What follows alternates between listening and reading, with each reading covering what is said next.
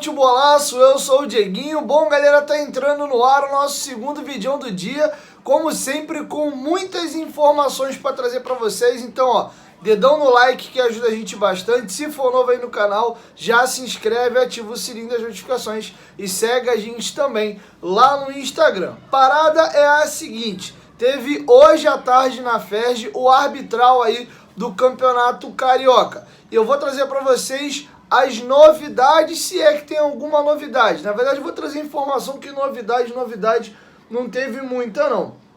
A situação é a seguinte. Primeiro, Dieguinho, quais serão as equipes a participarem aí do Campeonato Carioca do ano que vem? Serão Botafogo, Flamengo, Fluminense, Vasco, Nova Iguaçu, Portuguesa, Resende, Audax, Madureira, Boa Vista, Bangu e Volta Redonda. Sentiram falta de algumas equipes aí? Teve rebaixamento, como tem em todo ano. E a situação é a seguinte, será pontos corridos a Taça Guanabara, mesmo modelo do ano passado. São 12 equipes, 11 rodadas. O primeiro colocado é campeão da Taça Guanabara. Os 4 primeiros colocados se classificam aí para as finais já do Carioca. A Taça Rio é aquele torneio consolação disputado entre o quinto e o oitavo colocado. Primeiro e segundo colocados têm vantagem de resultados iguais nas semifinais e finais que serão disputados aí em 2 jogos. Na verdade, a vantagem é só na semifinal. Exemplo, o Vasco acaba em primeiro, Flamengo em segundo, Fluminense em terceiro, Botafogo em quarto. Vasco e Botafogo na semifinal, o Vasco joga pela vantagem de 2 empates ou resultados iguais, um 2-1, saldo igual, né? O Vasco ganha de 2-1 e perde 1-0, passa o Vasco. Isso valeria ali para Flamengo e Fluminense. Beleza? Premiação. A FERJ estipula aí que vai ser de 6 a 8 milhões de reais para dividir entre o campeão e o vice. Óbvio que o campeão ganha uma grana um pouco maior. A estreia do Vasco vai ser ou no dia 14 de janeiro ou no dia 15 de janeiro contra o Madureira. E o jogo, inclusive, será em São Januário. O primeiro clássico do Vasco é na terceira rodada contra o Botafogo e o mando de campo é do Vasco. Se vai ser em São Januário, se a gente vai levar para o Maracanã, ainda não sabemos. Beleza? Vamos virar a chavinha agora e vamos falar sobre a situação aí de renovação de alguns jogadores. Até o presente momento, o único atleta dos que tinha renovação automática que renovou o contrato foi Anderson Conceição. Yuri Lara, Thiago Rodrigues e Edmar tem essa cláusula de renovação automática. Edmar deve ser chamado para conversar, para romper amigavelmente esse vínculo, e aí não sei qual vai ser o acordo que vai se chegar ao consenso. Thiago Rodrigues está de stand-by, inclusive o agente dele teve uma entrevista com os companheiros do canal Atenção Vascaínos, e o GE fez uma entrevista, o representante do jogador diz que o goleiro está valorizado e espera aí um contato do Vasco. Até o presente momento, o Vasco encontra-se em silêncio. Eles estão entendendo que o próprio Vasco ainda não sabe o que deve fazer com o goleiro. Thiago tem 34 anos de idade, completa 35 no ano que vem, jogou 50 partidas com a camisa do Vasco na temporada e foi o goleiro que mais teve defesas difíceis no Campeonato Brasileiro da Série B. O Thiago operou aí 122 defesas no campeonato, foi decisivo aí na partida contra o Ituano, fez pelo menos 2 grandes defesas nessa partida, e o ranking ali de goleiros com mais defesa é Diogo Silva, aquele mesmo do time do elenco de 2013, e hoje está no CRB, 114 defesas, Maurício Konslinski, 112, do Guarani, Vanderlei, o mesmo, que era do Vasco, pelo Operário, 111, e o Felipe Garcia da Tombense, 109. Se você pegar para ver, o Vasco subiu, o CRB ficou no meio da tabela, o Guarani estava na parte baixa da tabela, deu uma arrancada, escapou do rebaixamento, mas está na segunda página, o Vanderlei pelo Operário foi rebaixado, e a Tombense ficou na bica ali para poder cair.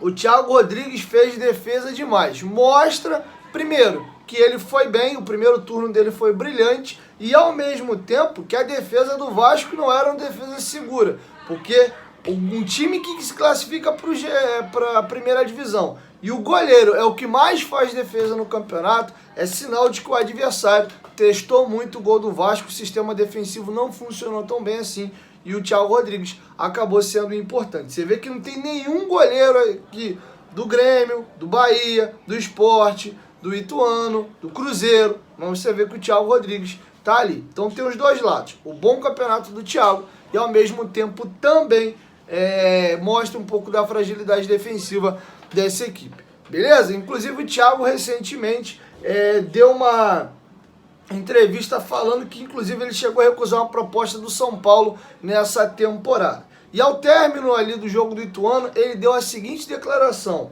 o que a gente fez esse ano? Trazer um gigante para a Série A, onde ele tem que estar. Todo o processo que foi feito. Fico muito feliz. É realmente algo que não tem preço. Não me arrependo de nada, faria tudo de novo. Inclusive o Thiago disse que foi o dia mais feliz de sua vida, tá bom? Então a situação do goleiro com o Vasco aí encontra-se aí paralisado. Ele está aguardando o contato do Vasco e ao mesmo tempo seu agente aí já estuda a proposta de outras equipes. Beleza? Sobre o Nenê. O Nenê tem conversa já com o Vasco, não está batido o martelo nem de que ele fica nem que ele sai, mas a tendência é que o Vasco lhe ofereça um contrato de 6 meses. E aí que pode ser definitivo, o Vasco encerra a situação com ele ali ao final do Carioca, início do Brasileiro, ou dependendo do desempenho dele e do decorrer da temporada, que ele possa ter uma renovação até o final do ano, mas a ideia é encerrar esse compromisso com o Nenê, no máximo na temporada do ano que vem, onde o Nenê fará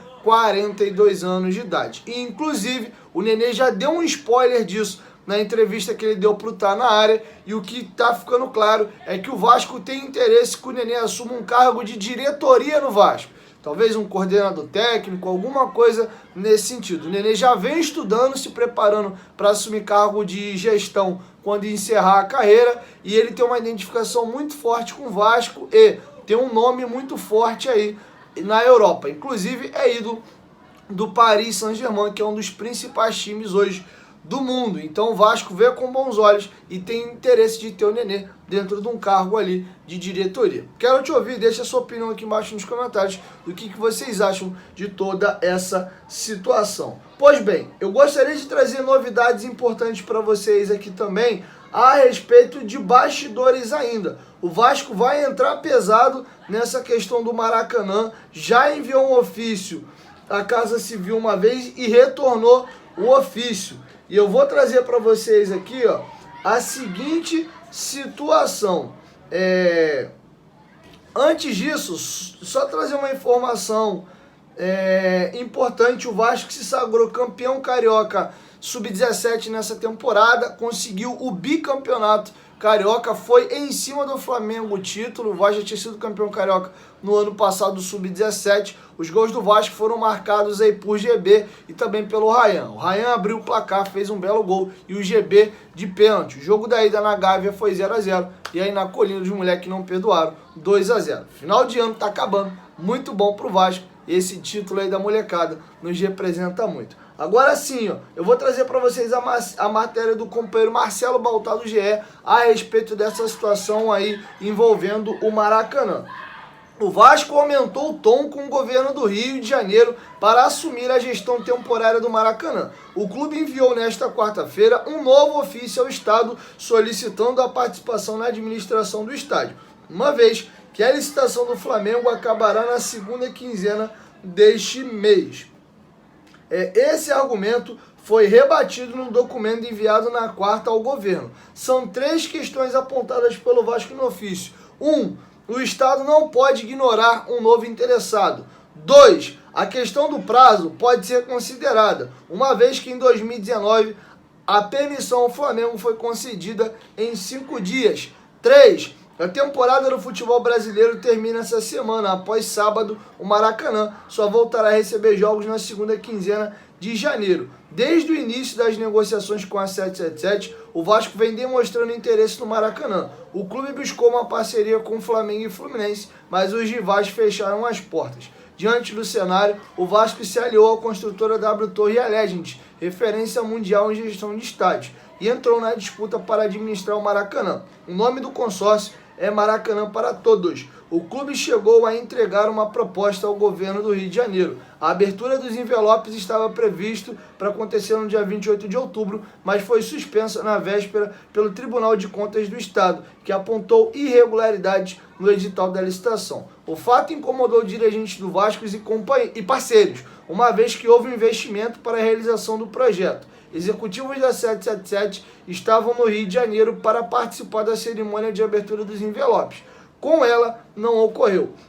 O Vasco e a 777 se reuniram no dia seguinte, decidiram solicitar a permissão para assumir a gestão provisória do Maracanã e enviaram um ofício ao governo. Em 2019, a gestão de Wilson Witzel, após o cancelamento do contrato com o Odebrecht, o governo do Rio de Janeiro lançou um edital para que os interessados assumissem o Maracanã de forma provisória por 6 meses. Na ocasião, o então presidente do Vasco, Alexandre Campelo, não se interessou. Apenas Flamengo e Fluminense demonstraram interesse. A convocação pública aconteceu no dia 1º de abril de 2019. 4 dias depois, o Flamengo recebeu a licença provisória para administrar o estádio por 6 meses, até que um novo processo de licitação fosse realizado, o que não aconteceu até hoje. Então passou 2020, 21, 22, em abril do ano que vem completa 4 anos aí que o Flamengo e o Fluminense vêm administrando o Maracanã de forma provisória, sem nenhuma licitação. E estranhamente, é o Vasco correr atrás, fazer uma puta proposta,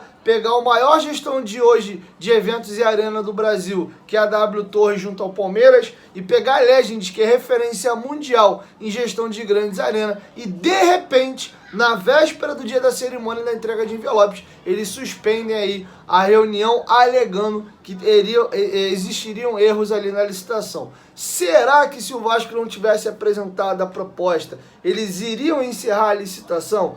Eu, para mim, na minha opinião, acho que eles estão receosos de criar um grande problema no Rio de Janeiro com o Vasco vencendo a licitação. O Vasco vencendo, o Vasco não vai mandar todos os jogos lá, ele tem em São Januário. A ideia do Vasco é fazer jogos pontuais no Maracanã. E qual é o problema? Vasco, Flamengo e Fluminense jogando simultaneamente, eu acho que é gente demais e vai arrebentar o gramado. Flamengo e Fluminense não tem um outro local para mandar jogo. Vai mandar na Gávea? Vai mandar nas Laranjeiras?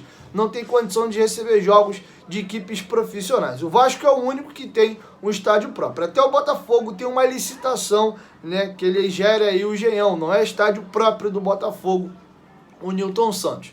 Beleza? Então essa situação aí tá bem esquisita. E agora eles estão na ideia aí de deixar a dupla Fla-Flu continuando de forma provisória e o Vasco quer participar da licitação e até agora não teve um retorno. Já que não vai ter cerimônia de entrega de envelopes, até sair a tal da licitação para se apresentar as propostas, deixa eu jogar de forma provisória aí também. Por que o Flamengo e o Fluminense pode e eu não posso? Então isso aí eu tô sentindo que é mais uma coisa política, porque vai ser clube demais jogando no Maracanã, o gramado não suporta, a dupla Fla-Flu vai torcer o nariz e eles não têm aonde mandar os seus jogos diferentes do Vasco, que tem São Januário. Então acho que isso é um grande problema e vou reiterar o que eu já disse algumas vezes. Passou da hora do Flamengo ter o seu próprio estádio, principalmente com a receita que eles têm hoje, com os timaços que eles vêm montando, possibilidade inclusive de continuar assim por muitos e muitos anos. Então acho importante eles ter o próprio estádio deles, gerar mais receita para eles lá e não ficar nesse problema aí de ter hora que o Vasco quer jogar, o Fluminense, realmente o gramado não aguenta.